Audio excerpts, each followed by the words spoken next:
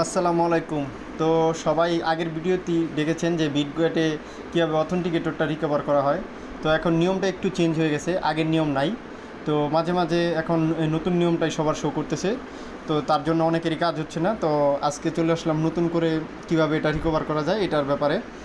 তো শুরুতে আমি আমার অথেন্টিকেটর আছে, তবু আমি দেখাবো কীভাবে এটা রিকভার করা যায়। তো শুরুতে আমার পাসওয়ার্ড চাচ্ছে, তো আমি আমার পাসওয়ার্ড দিয়ে দিচ্ছি। তো পাসওয়ার্ড দেওয়ার পরে আমি যে লগ ইনে ক্লিক করতেছি। তো লগ ইনে ক্লিক করার সাথে সাথেই সাপোজ আমার অথেন্টিকেটরটা চাচ্ছে।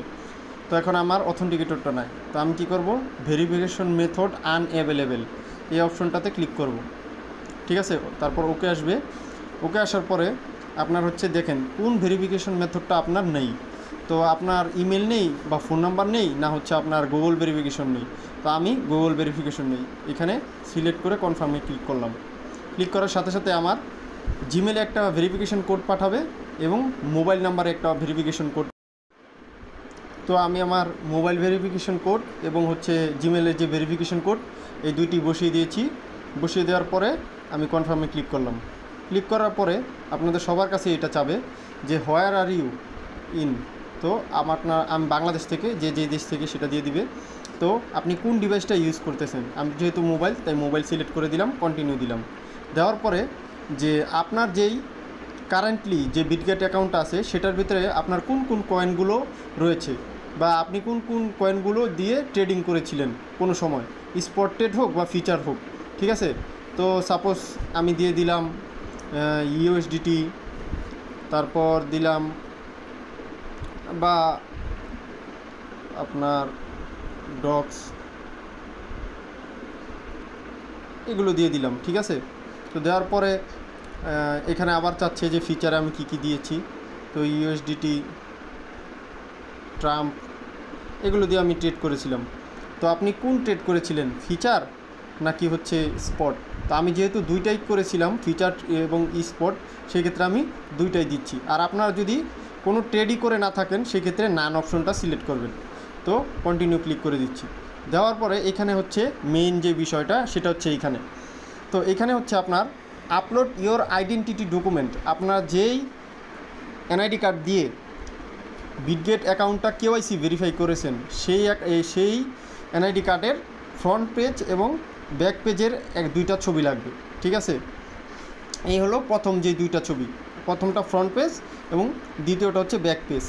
তারপর হচ্ছে আপনার আপলোড ইওর সেলফি, মানে আপনি এই যে কার্টুনটা যেভাবে দেখাচ্ছে, যে এইভাবে আপনার এনআইডি কার্ডটা আপনি এইভাবে ধরে রাখবেন এবং অন্য একজন আপনাকে একটা ছবি তুলে দিবে ব্যাক ক্যামেরা দিয়ে।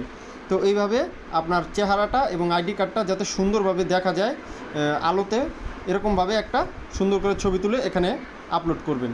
করার পরে এখানে চাচ্ছে হচ্ছে আপলোড ইওর ডিপোজিট হিস্টোরি। ঠিক আছে, তো আপলোড ইওর ডিপোজিট হিস্টোরিতে আপনি যদি এই মানে এটা একটা ভিডিও আপলোড করতে হবে। ঠিক আছে, তো এই ভিডিওটা যদি আপনার যদি লগ ইন থাকে এই বিটগেটটা, সেই ক্ষেত্রে আপনি ওই ডিপোজিট হিস্টোরিটা আপনি স্ক্রিন রেকর্ড করে ওই এখানে দিতে পারেন। আর যদি বলেন যে না আমার কাছে নাই, কোনো ডিপোজিট হিস্টোরি আমার কাছে নাই বর্তমানে, ঠিক আছে, তাহলে আপনি I have never made a deposit এই অপশনটা ক্লিক করবেন।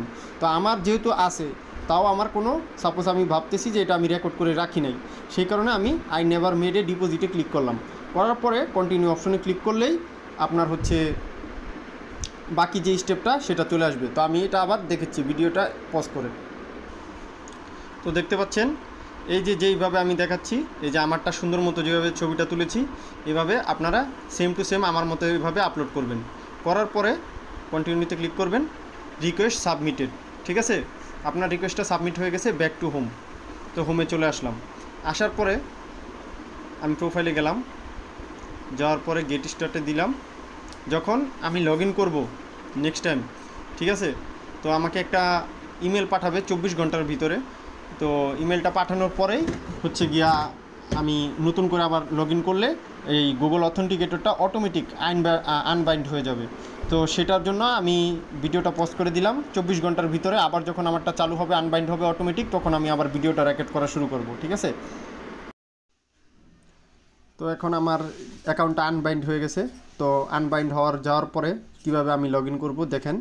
তো তো আমি আমার জিমেল দিয়ে দিচ্ছি, নেক্সটে ক্লিক করে দিলাম, দেওয়ার পরে আমি আমার পাসওয়ার্ড দিয়ে দিচ্ছি। ঠিক আছে, তো পাসওয়ার্ড দেওয়ার পরে আমি যখন লগ ইনে ক্লিক করতেছি তখন কিন্তু আমার এখানে আর 2 ফ্যাক্টর অথেন্টিকেশন কোডটা আর চাচ্ছে না, এখানে ডিরেক্ট ইমেল ভেরিফিকেশন কোডটা চাচ্ছে। ঠিক আছে, তো আমি ইমেল ভেরিফিকেশন কোডটা দিচ্ছি 15569, সরি। তো আমি আমার পাসওয়ার্ড যে ইমেল ভেরিফিকেশন কোড সেটি দেওয়ার সাথে সাথেই এটা আমার লগ ইন হয়ে গিয়েছে। ঠিক আছে, তো লগ ইন হয়ে যাওয়ার পরে আমি যখন প্রোফাইলে যাচ্ছি, যাওয়ার পরে সিকিউরিটিতে যাচ্ছি, যাওয়ার পর সিকিউরিটি লেভেল দেখেন মডারেট। ঠিক আছে, আর এই যে দেখেন গুগল অথেন্টিকেটর, এটা কিন্তু হলুদ চিহ্ন উঠে রয়েছে, তার মানে এটা আনবাইন্ড হয়ে গেছে।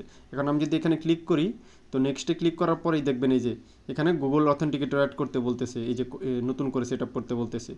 তো এটাই হচ্ছে আনবাইন্ড করার ওয়ে। তো এইভাবে করলেই আপনাদেরটা আনবাইন্ড হয়ে যাবে। ঠিক আছে।